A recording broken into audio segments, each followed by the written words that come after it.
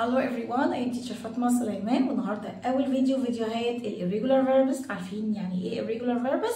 أفعال غير منتظمة. باجي أقول لها تعالي أحولك لماضي وخدي الإيد دي، أبدا ما ترضاش وبتقول لي أنا ليا شكل تاني لازم تحفظني فيه. هنبدأ بأول verb. هنحفظ الأفعال الغير منتظمة بطريقة سهلة وبسيطة، بس كرروا ورايا. أول verb هنبدأ بيه هو verb do. do معناها يفعل. الباست الماضي من do did. do did excellent. هقول بقى انا الفيرب وانت هتقول الباست منه.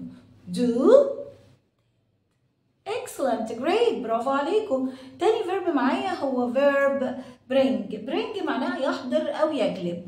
الماضي من